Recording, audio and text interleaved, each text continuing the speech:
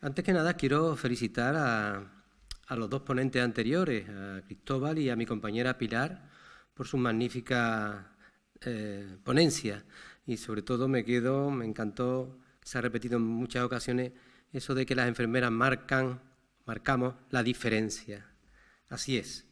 Ahora hace falta que los políticos también lo crean, lo entiendan y lo ejecuten, ¿no?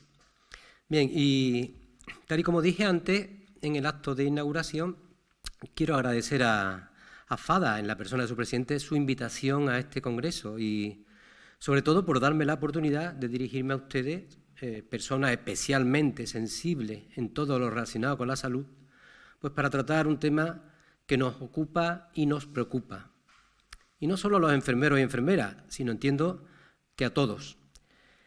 Porque a todos nos debe de preocupar un asunto tan importante como es la necesidad de una enfermera en cada centro educativo. Todos ustedes saben que la diabetes afecta a casi 450 millones de personas en el mundo, cuando en el año 1980 eran poco más de 100 millones. Es decir, en los últimos 40 años hemos cuadruplicado las cifras de diabéticos en el mundo.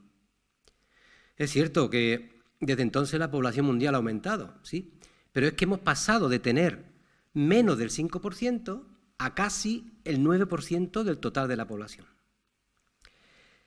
Centrándonos en España, os puedo decir que actualmente casi 1 de cada 5 personas mayor de 65 años es diabético.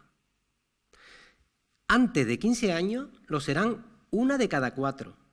Y antes de 50 años probablemente lo serán 1 de cada 3. Es decir, aproximadamente 14 millones de españoles mayores de 65 años serán diabéticos. Tremendo, ¿no?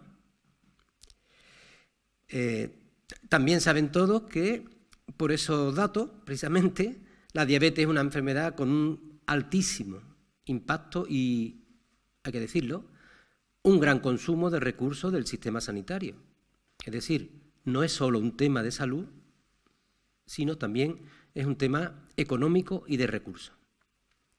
Miren, una enfermedad que es la primera causa de ceguera en el mundo occidental, que es la primera causa de insuficiencia renal crónica, que es la primera causa de amputaciones no traumáticas de las extremidades inferiores y que además aumenta el riesgo de padecer una enfermedad cardiovascular 4 veces en las personas, creo, a mi entender, que debe ser sin discusión una prioridad absoluta de cualquier sistema de salud del mundo, incluido, obviamente, el nuestro. Por lo tanto, parece fuera de toda duda que todos estamos obligados a poner medidas que puedan frenar este futuro terrible que nos espera si no hacemos algo más de lo que estamos haciendo. Por otra parte, debo decirles que aproximadamente 2 de cada 10 niños, y en algunos lugares hasta 3 de cada 10, padecen alguna enfermedad crónica. Y entre ellas está, en un lugar destacado, la diabetes. Y también el sobrepeso y la obesidad, que como todos ustedes saben, en muchos casos son el primer paso para ser en un futuro un diabético tipo 2. También les puedo decir que casi la mitad de los adultos con sobrepeso ya eran niños con sobrepeso.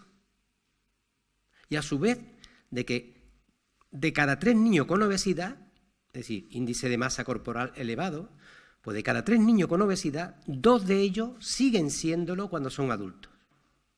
Pues ante este panorama, creo que tenemos que hacer algo, y cuanto antes, para bajar el niños de obesos y con sobrepeso, bajar el número. Y es que la Organización Mundial de la Salud ha declarado que la obesidad infantil es uno de los problemas de salud pública más graves del siglo XXI, porque en los últimos 40 años se estima que se han multiplicado por 10, ojo, por 10 la cifra de obesidad infantil en el mundo. ¿Y a qué se debe eso? Pues principalmente, como todos saben, al exceso de comida no saludable, y a la falta de actividad física principalmente. Estos son dos de los factores más importantes en la obesidad infantil y en el sobrepeso. Debemos estar, entonces, muy preocupados por la cifra de la diabetes, pero también por el sobrepeso y la obesidad, por, como hemos dicho, la íntima relación que existen entre ellas. Y son muchos los frentes desde donde se puede luchar contra estas enfermedades, pero yo voy a centrarme por motivos obvios en la prevención, o mejor dicho, en una parte de la prevención. Porque además creo, y en eso todos estaremos de acuerdo, que ya es difícil en estos tiempos que corren, en que siempre es mejor prevenir que curar. Y en salud esto no es una excepción. Pues bien, el lugar, el sitio, el momento para hacer promoción y prevención en salud es, sin duda alguna, la escuela, los niños, los jóvenes, y con ellos toda la comunidad educativa, sus familiares y su entorno. Uno de los objetivos del sistema educativo es educar a los alumnos para que tengan un desarrollo de vida saludable, tanto físico como psicológico. Y por ello, y para ello, Ministerio de Educación y Ministerio de Sanidad trabajan continuamente en el desarrollo de actuaciones y en la implantación de programas y actividades para la salud en el medio escolar. Y, de hecho, se contempla a los centros escolares como lugares claves para las intervenciones en salud, es decir, promoción y educación para la salud. En el Plan Estratégico de Salud Escolar y Estilo de Vida Saludable del 2016 a 2020 ya figuran este tipo de actividades de educación para la salud en la escuela, pero, ojo, impartidas por el profesorado. Es obvio que los resultados conseguidos hasta ahora no han cubierto mínimamente ni las expectativas ni los objetivos marcados. Los profesores han hecho un buen trabajo, pero ellos no disponen de esa formación ni manejan esas competencias. Supongo que será igual, y permítame la comparación, que si yo me dedico a enseñar geografía. Tenemos un problema.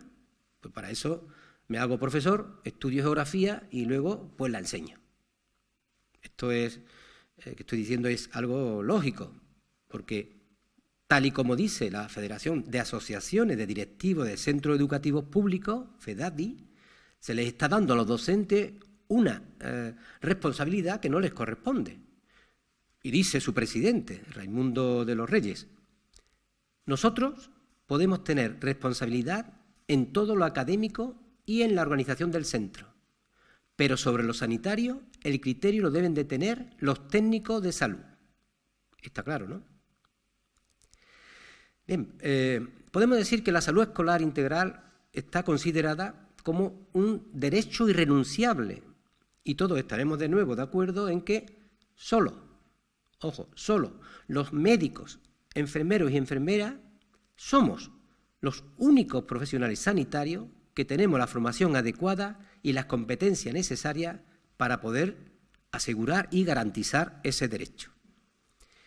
Miren, a veces es bueno, y los sanitarios estamos acostumbrados a hacerlo, hablar y defender una idea, una teoría con evidencia científica. Pues bien, la evidencia científica en torno a la pertinencia de la enfermera escolar es amplísima. Existen, creo que, más de 800 estudios que avalan, justifican y recomiendan de manera contundente la presencia de una enfermera en los centros escolares.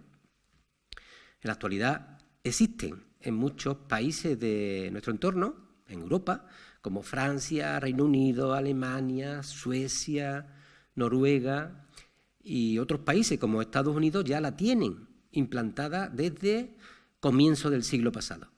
De hecho, la primera enfermera escolar que se conoce fue Lina Rogers, una norteamericana, quien con su grupo atendieron pues, casi 10.000 niños.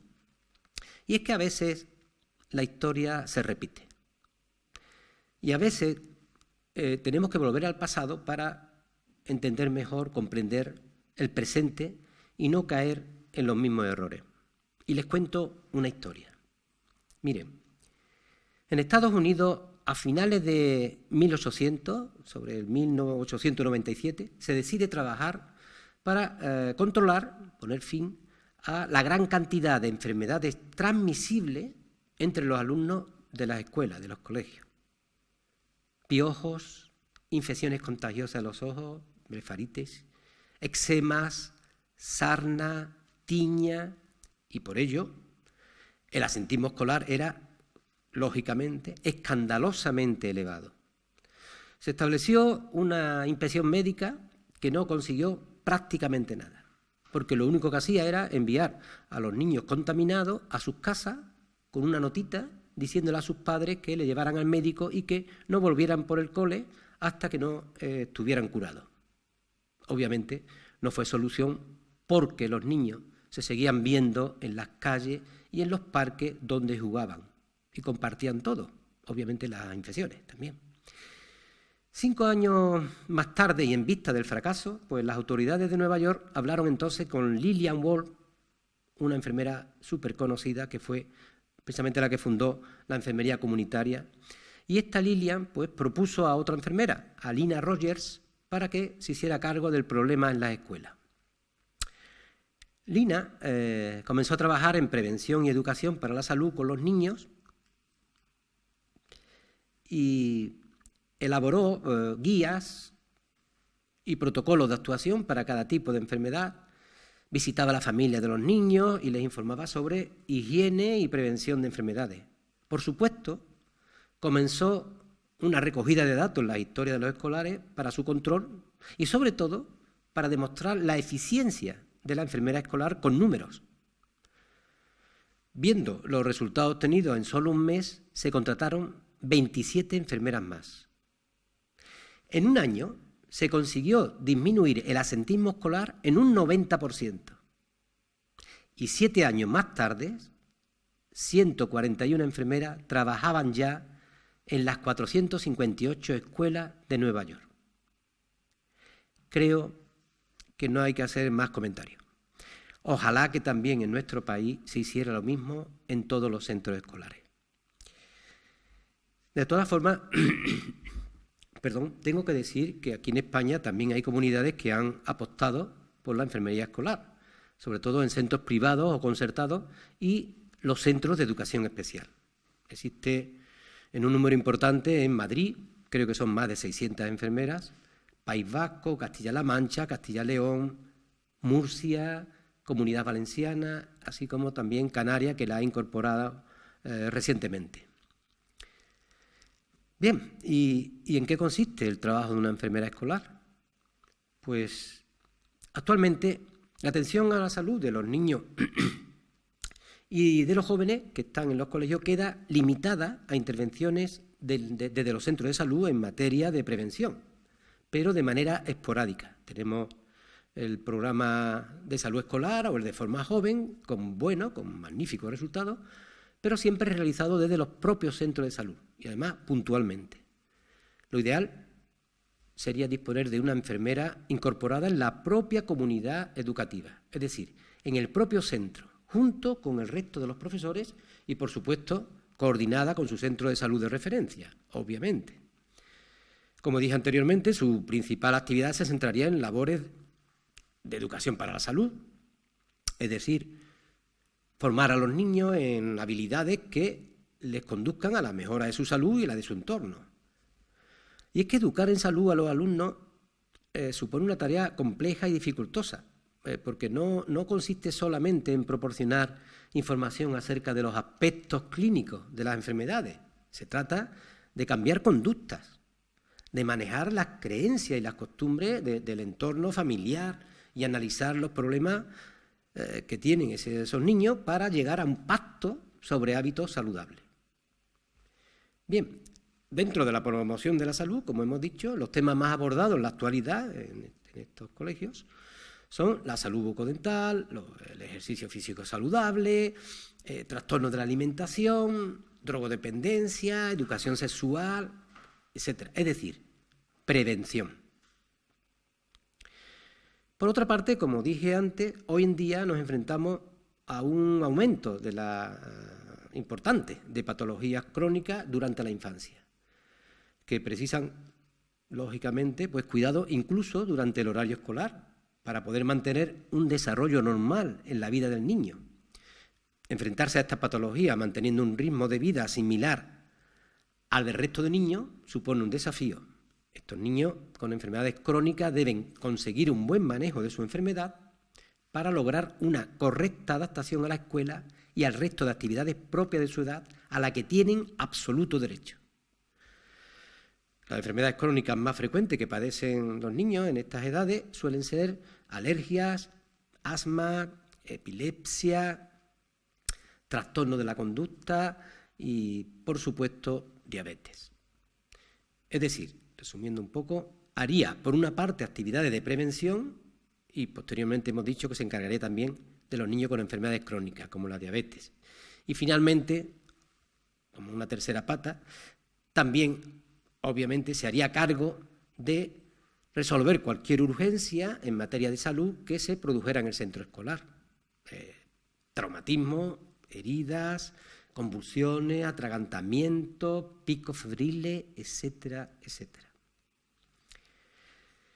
Bien, y nos centramos ahora al tema que nos preocupa en estos momentos. Se ha comprobado que en situaciones excepcionales como las que estamos viviendo, se hace necesaria la presencia de referentes sanitarios en los centros escolares de forma continua y permanente, como podremos ver más adelante.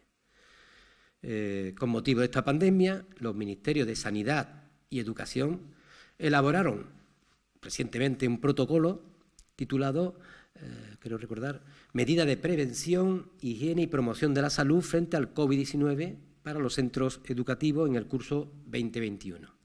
Y en él se recomienda el nombramiento de una persona responsable referente en cada centro educativo para todos los aspectos relacionados con esta enfermedad.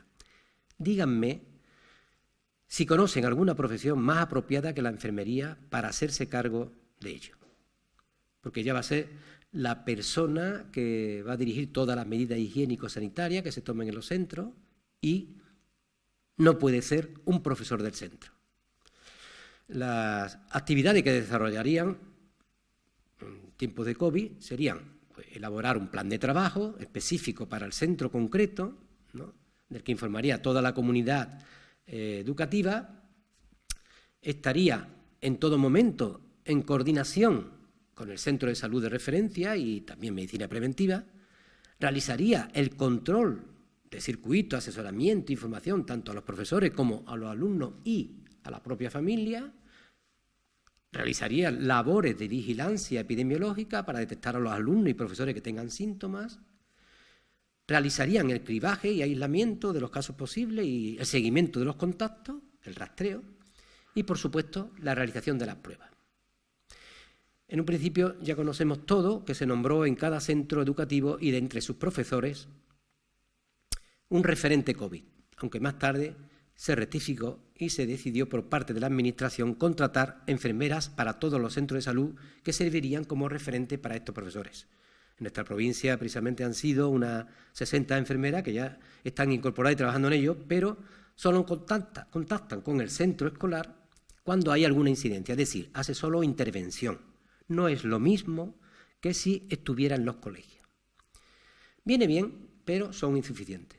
Y digo que son insuficientes porque en la provincia de Cádiz hay casi 200.000 escolares. Sale a una enfermera por cada 3.500 niños. O, dicho de otra manera, una enfermera por cada 15 o 20 colegios. Serán las otras enfermeras del centro de salud quienes, en muchas ocasiones, tendrán que dejar la actividad que están haciendo, sala de cura, visita domiciliaria, vacuna, etcétera, para atender la urgencia de los casos positivos que se detecten en los colegios.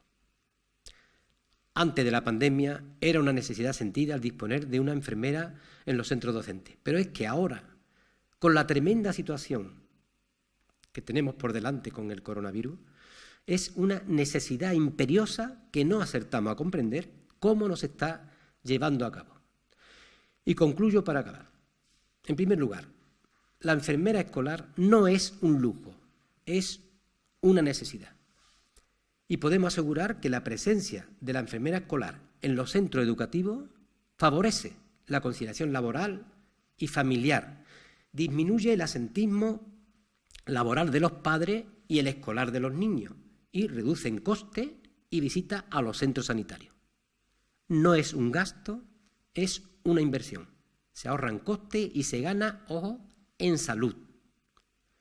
Porque indudablemente no es solo evitar futuros diabéticos lo que queremos para nuestros hijos, también queremos bajar el número de cardiopatía, de nefropatía, de ciegos, etc. Y eso solo es posible a través de la educación para la salud. Teniendo niños que hagan deporte, que tengan una alimentación equilibrada y que adopten hábitos de vida saludables, estaremos en el buen camino para resolver gran parte del problema. Y eso se hace en los colegios. No se olviden de que hay una asignatura muy importante, la más importante, creo, que se llama Crecer en Salud. Y en estos momentos, siento decirlo, es una asignatura pendiente.